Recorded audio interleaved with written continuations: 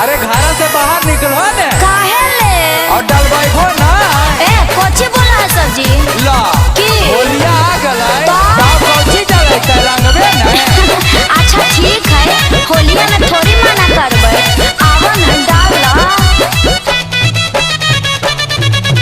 छोट है पिचकारिया सखी तानिए सा भिड़ल छोट है पिचकारिया सखी तानिए सा भिड़ल और सब रंगवा दे बारा के नीचुए में गिरल सब रंगवा दे बारा के नीचुए में गिरल। होली है भौजी होली है पूरा दमन होती है।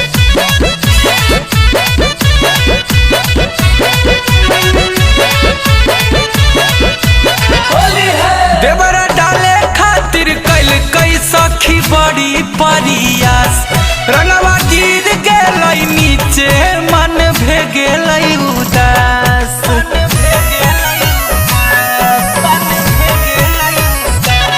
देवरा डाले खातिर कैल कई सखी बड़ी परियास रंगवा गिर गेलै नीचे मन हो गेलै उदास।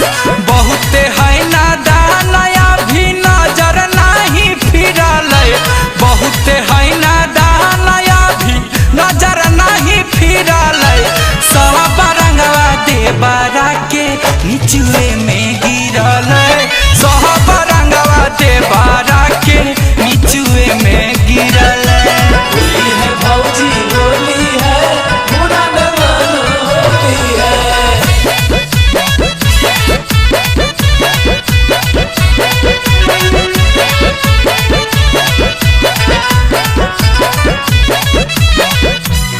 सखी दे बारा के देबही रतिया और एगो मौका होली में गेलै पागल आई देख के चीज